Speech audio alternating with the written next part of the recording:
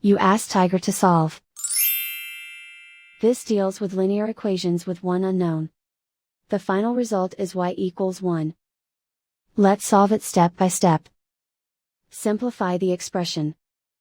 Find the greatest common factor of the numerator and denominator. Factor out and cancel the greatest common factor. Swap sides.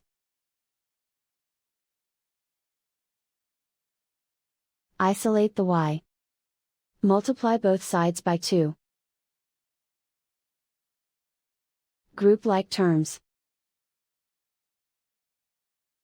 Multiply the coefficients.